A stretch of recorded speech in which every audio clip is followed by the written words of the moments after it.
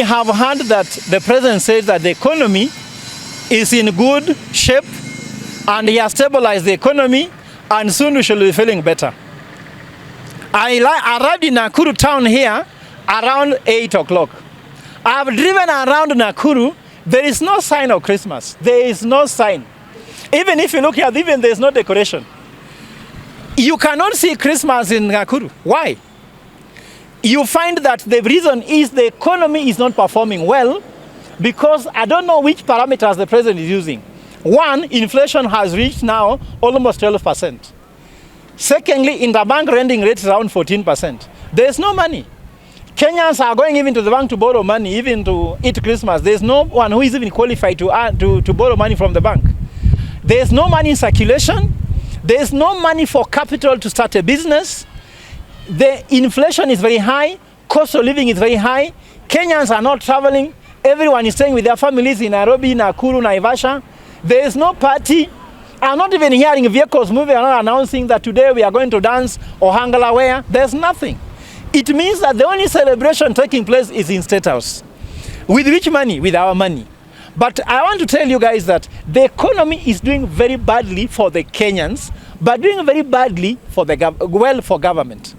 Because how can someone tell you you're poor, then they enter in a car and they are being driven by 30 cars like a Chagba, 30 cars taking him to the airport, another 30 waiting for him in Mombasa, then he says the economy is bad, we should wait. How should Gachagua use 60 cars while Kenyans who elected him is using nothing? They cannot even afford a motorcycle ride. The economy is only doing well in State House, but not in Kenya. And the point I'm trying to draw here is that Kenyans, organize yourself. In fact, that's why I'm in Nakuru. To do a serious national organizing so that we can have one voice and speak from one voice and tell the president, we are not here to remove you from State House, but we want to take over the economy and tell you how to run it. Because you have no clue, you don't even know how badly it is. You are thinking that because you are cars and you are walking on red carpet, for us we are walking on dust. You walk on red carpet, we are walking on dust. So you are thinking the economy is performing well because if the president will visit Nakuru today, they'll repair any road is going to pass. So he doesn't know what's happening. They're going to just put some sand on top of it and some black thing on top. They think the economy is good. Tomorrow, look at this soil is all rubbished. The president is being misled by his cabinet. He is not made to see the truth. We want him to come and see us without all the preparation being done a month before. Look at what he did in Kericho. Preparation, stadium was done, it killed people. So all these people are not telling the truth to the president. The economy is bad for us Kenyans. But let me tell you, the president collecting a lot of money. 9 billion shillings in taxes per day. He has borrowed 1.6 billion shillings, trillion shillings since he became president. All this together, he has a lot of money to himself. The only thing he's not giving us. So Kenya Kwanza government is Kula Kwanza government. They are not giving anybody, they are eating by themselves, and that's where the big challenge is. I think we are done. Bottom line. So, cooperatives. There's something there's just the issue about cooperatives. CBC. There's just the issue about cooperatives here that we are trying to believe that Kenyans, let us go back to cooperative movement. And that's why we are partnering with the Juakali sector to ensure that there's a productive cooperative and then there's a financial cooperative on top of it. Why am I trying to say that? If you have something you're producing, kama kuna uzalishaji, ndio kama unapewa pesa kama deni, unaweza tumia hiyo pesa kuzalisha kitu ndio ulipe back. Lakini kama hakuna kitu nazalisha, utapewa deni, utakula. Na alafu utashindwa kulipa. Alafu utakuwa kwa deni kila siku, deni kila mara. Sasa nataka kuambia wa Kenya, let us partner with Bottom Line Unique Association, which is now, we are working with Alinda Jamii to drive the issue of cooperative movement, sacco movement, Juakali sector, so that tunaweza pata cottage industries coming in. Nakuru is a very, very good hub for industrialization, right for it. Everything is right here in Nakuru. Why don't we work with the business community in Nakuru to create jobs, create movements that will going to transform people's lives? Because let me tell you what, we're on our own. The president collects money and eats alone. We only meet with him when he's collecting taxes. When he's eating alone. Because when you go to the supermarket, you're on your own. You go to a fuel station, you're on your own. You go to school, you're on your own. You go to hospital, you're on your own. When you are on the road, you're on your own. Everywhere, you're on your own. On Christmas, you're on your own. But on the ballot day, we are together. On the tax day, we are together. So the only thing connected with the president are two things. Election day, which is the ballot, and second, taxes. After that, we are on our own. So let us organize ourselves to solve our own problem. The state cannot feed us, and they will not feed us. Let us do our part. Relying on this state is like relying on air.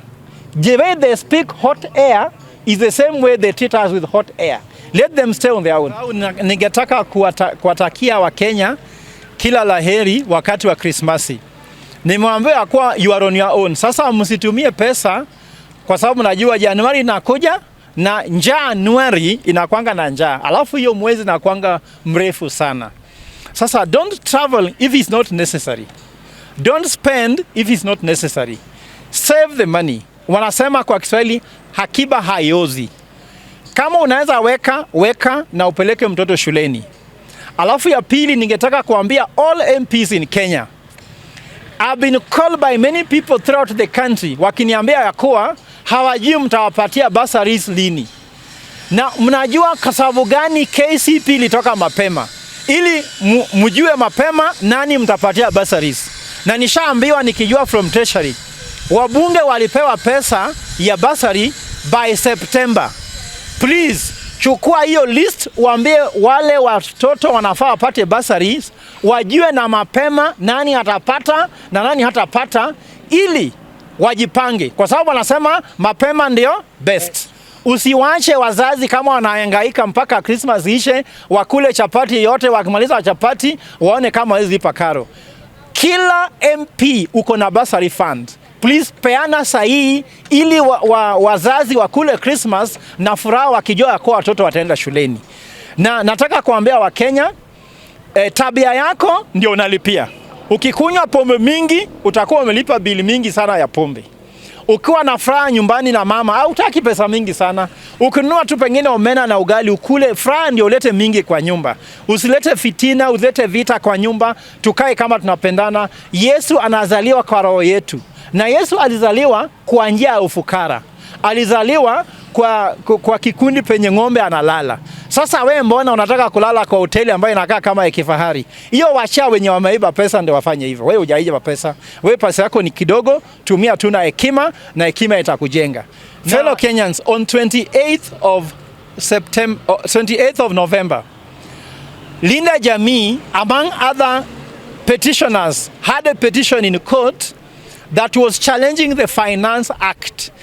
Linda Jamii is the petition that challenged the House levy that made the court to declare it unconstitutional. Let me clarify this. People have been thinking that it's Okiya Omtata's case that slayed the House levy.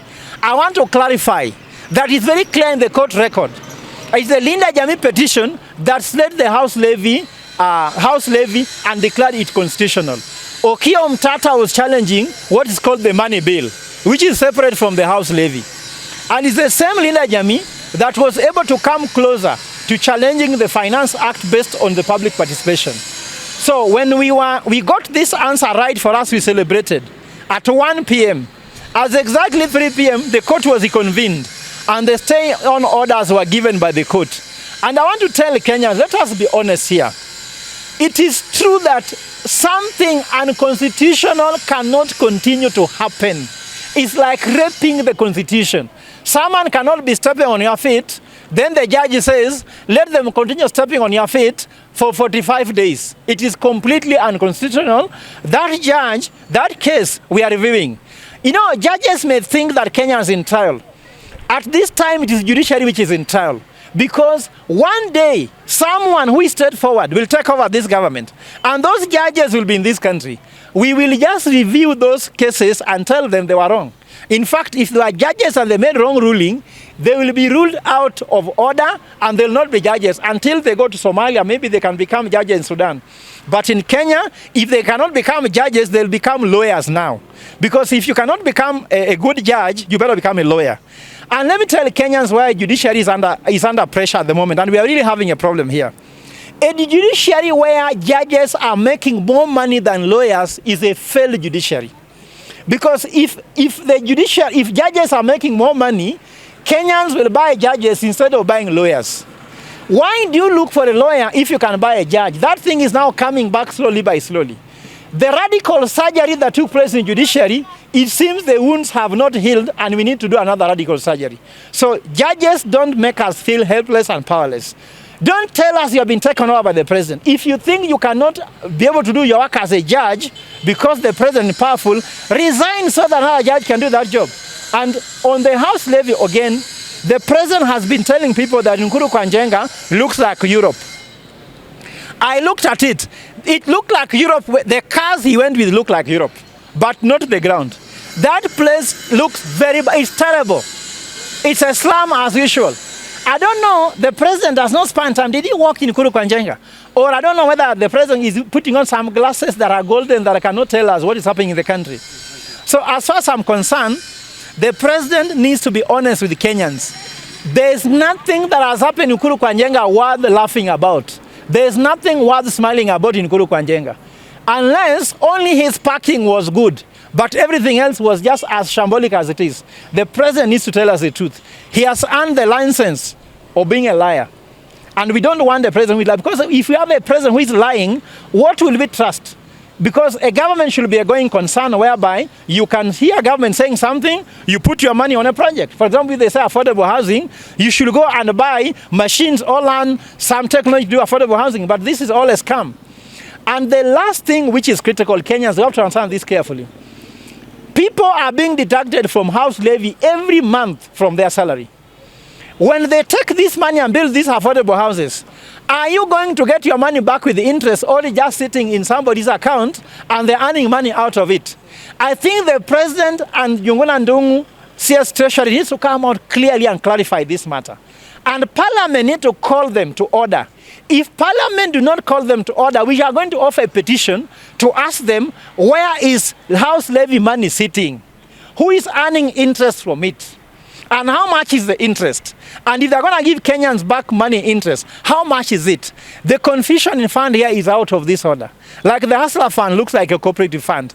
Hustler Fund, we are told there's people are saving money if you take Hustler Fund. What is the bank account? Which branch is it? Which bank is holding this Hustler Fund saving? NSSF should be having it. What is the SSS number for the people who have been taking money from Hustler Fund? Let every Kenyan, they are saying that over 15 million Kenyans have taken Hustler Fund. Let us be given how many NSSF numbers have increased by 15 million. We want to know those NSSF account numbers with their serial numbers and know which branch are they sitting.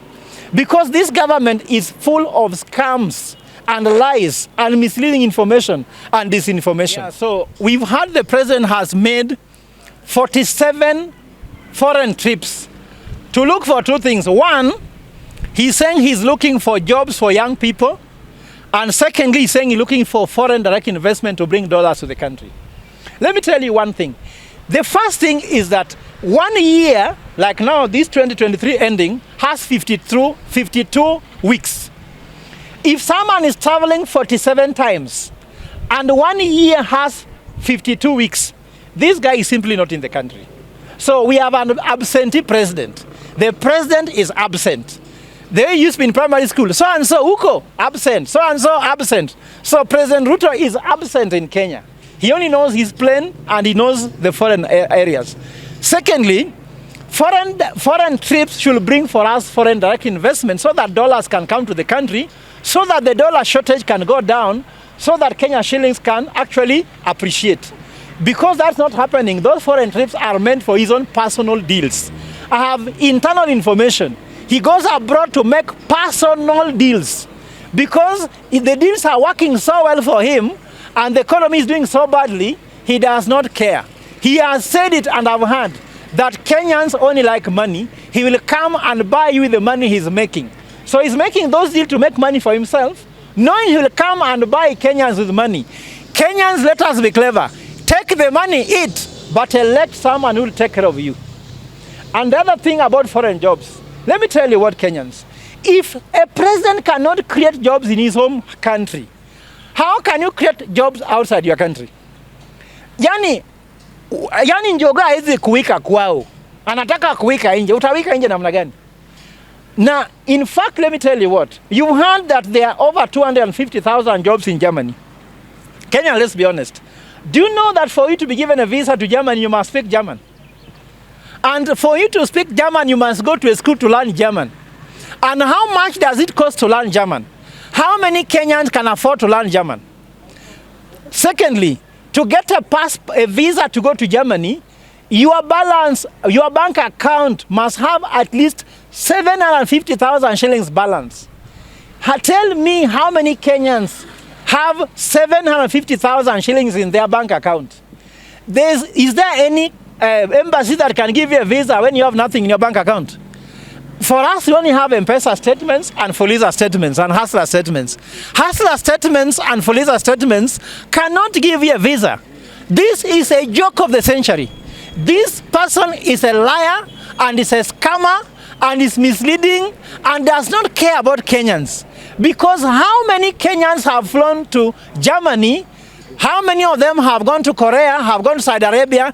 Numbers, we believe in numbers. Tell us which ones. Even the jobs he's talking about creating 120,000 jobs, where are they? I went to Mkuru Kwanjenga, I found people very hungry. They cannot even eat lunch. Even the mama mbogas and the ones selling for him things, even the guys in the construction side cannot even afford to buy maembe for lunch. Alafu anasema ati create jobs. Kenyans are eating lemon. Kenyans are eating dust. And he's saying he's creating jobs. Which jobs are these? And do you know in your family, do you know in your area, who has gotten job from the house project? Do you know? Me, I don't know. Since I was born, I've been hearing people asking, Professor, help me with the job. Who is that who has been given a job that you know he's your neighbor, your relative, your friend, your colleague? Me, I don't know. If you know, tell me, Kenya. Ask yourself, if you don't know anyone who has got a job in the construction site, then is it President's family that is getting those jobs or who is getting the jobs? So all those are scams.